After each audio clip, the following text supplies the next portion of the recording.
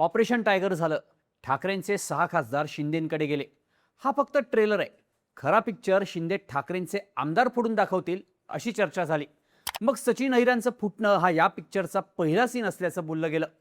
शिंदेंचं हे operation tiger सुरू असतानाच बातम्या यायला लागल्या त्या ऑपरेशन तुतारीच्या. ठाकरेंपाठोपाठ आता शरद पवारांचे खासदार सुद्धा फुटतील या चर्चांना वेग आला.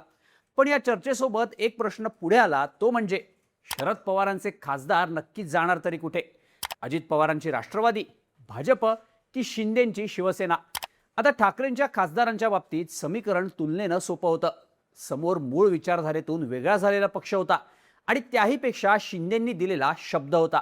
त्यामुळे राजकीय पर्याय स्पष्ट होता. पण शरद पवारांच्या खासदारांच्या बाबतीत तसं नाहीये. इथे अनेक पर्याय आहेत आणि प्रत्येक पर्यायामागं वेगळं राजकीय गणित आहे.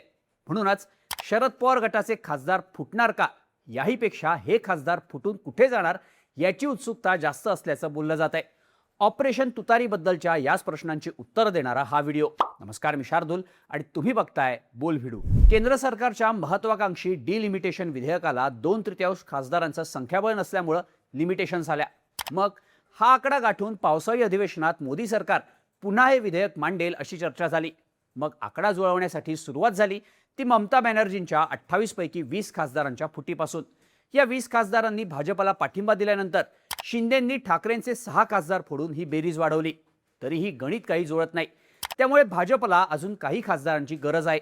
त्यासाठी पर्याय म्हणजे शरद पवारांचे खासदार. सध्या शरद पवारांचा राष्ट्रवादी पक्ष हा नेतृत्वाच्या ट्रान्झिशन फेजमध्ये. अजित पवारांच्या निधनानंतर राष्ट्रवादीच्या विलिनीकरणाच्या चर्चा फिसकटणं आणि मुख्य म्हणजे अजित पवारांसारखं राज्य आणि राष्ट्रीय अशा दोन्ही पातळ्यांवरचं खंबीर नेतृत्व पक्षात नसणं हा शरद पवारांच्या राष्ट्रवादी समोरचा मोठा पेच असल्याचं सांगितलं जातं.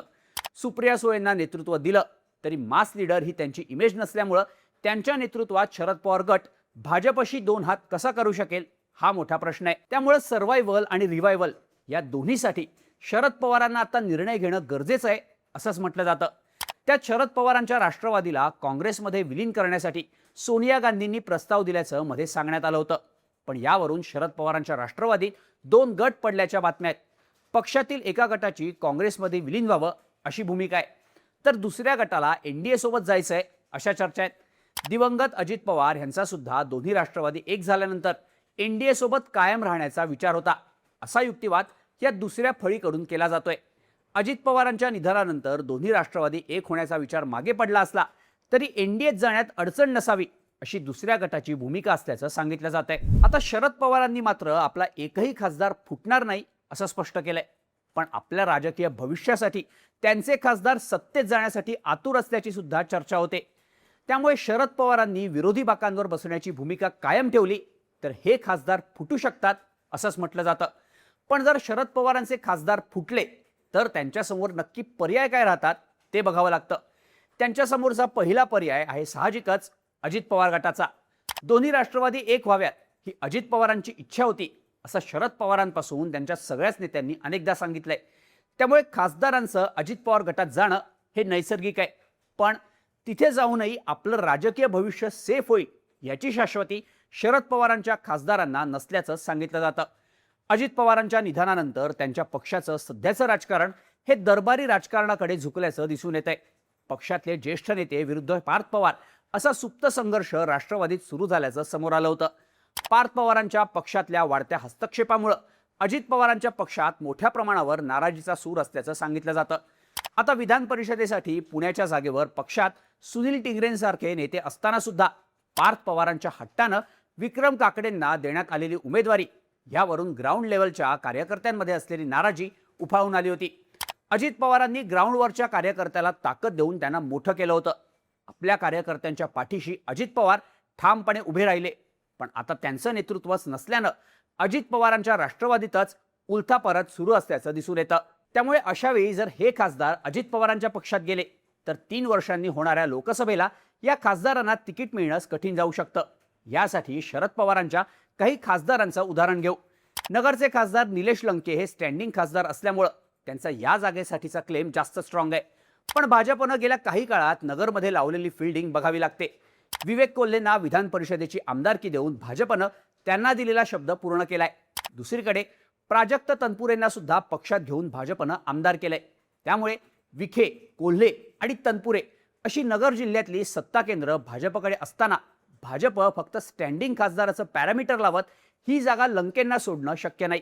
माढ्याचे खासदार धैर्यशील मोहिते पाटील यांच्या विरोधात सुद्धा भाजपनं राजेंद्र राऊत यांना मोठी ताकद दिली आहे। त्यात माढ्याचे आमदार अभिजित पाटील, करमाळ्याचे आमदार नारायण पाटील आणि माळशिरसचे आमदार उत्तमराव जानकर यांनी जाहीरपणे मोहिते पाटील यांना विरोध करत विधान परिषदेला राजेंद्र राऊत यांना पाठिंबा दिल्याचं सांगण्यात आलं होतं। त्यामुळे एकीकडे जयकुमार गोरे, राम सातपुते, राजेंद्र राऊत, रणजित सिंग नाईक निंबाळकर अशी फळी भाजपकडे असताना भाजप माढ्याची जागा अजित पवारांच्या राष्ट्रवादीला सोडे ही शक्यता कमी आहे। त्या दिंडोरीचे खासदार भास्कर भगरे, वर्ध्याचे खासदार अमर काळे हे विरोधी लाटेतून निवडून आलेले खासदार असल्याचं सांगितलं जातं। त्यामुळे अजित पवारांच्या राष्ट्रवादीत जाऊन पुन्हा उमेदवारी मिळेल याबद्दल हे खासदार नक्कीच साशंक असतील। त्यामुळे त्यांच्याकडे दुसरा पर्याय राहतो तो एकनाथ शिंदेंचा।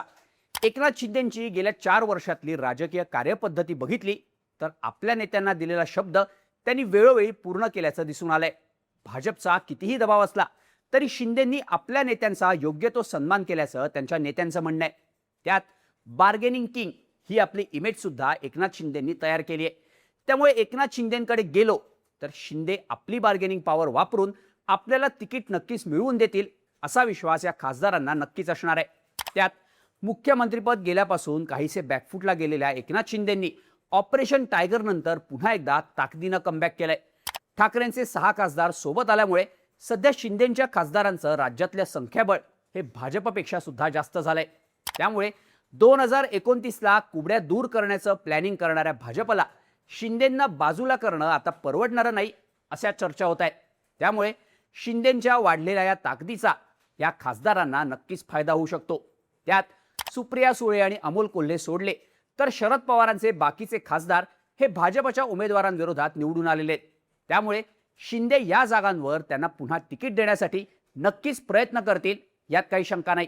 त्यामुळे एकनाथ शिंदेंची शिवसेना हा शरद पवारांच्या खासदारांसाठी सगळ्यात भक्कम पर्याय मानला जातो। आता या खासदारांसाठी तिसरा पर्याय राहतो तो भाजपचा। मित्र पक्षांसोबत सत्तेत असले तरी महाराष्ट्रात स्वतःची संघटनात्मक ताकद आणखी वाढवण्याचा भाजपचा प्रयत्न कायम राहिलाय। त्यामुळे मित्र पक्षांवर पूर्णपणे अवलंबून न राहता स्वतःची राजकीय ताकद वाढवणं ही भाजपची लॉंग टर्म पॉलिटिक्सची रणनीती आहे। ह्याच पार्श्वभूमीवर ज्या लोकसभा मतदारसंघांमध्ये शरद पवार गटाचे खासदार प्रभावी आहेत त्या भागांमध्ये प्रभावी चेहरे आपल्या बाजूने आणण्याचा प्रयत्न भाजप नक्कीच करू शकते।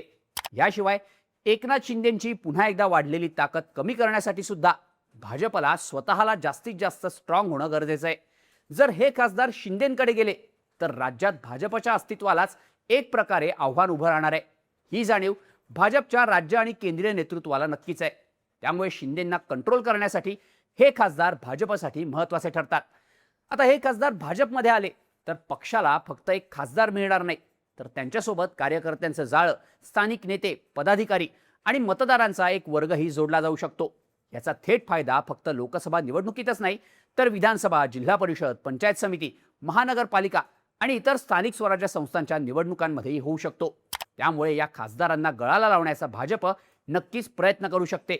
पण इथे अनेक जागांवर भाजपकडे आधीच प्रभावी पर्याय असल्यामुळे भाजपमध्ये जाऊन पुन्हा एकदा राजकीय भविष्याचा प्रश्न शरद पवारांच्या खासदारांसमोर नक्कीच उभा राहणार आहे। एकंदरीतच राज्यात ऑपरेशन टायगर नंतर ऑपरेशन तुतारीच्या चर्चा असल्या तरी शरद पवारांचे खासदार नक्की कोणत्या गाडीत बसू शकतात हाच मोठा प्रश्न असल्याचं सांगितलं जात आहे।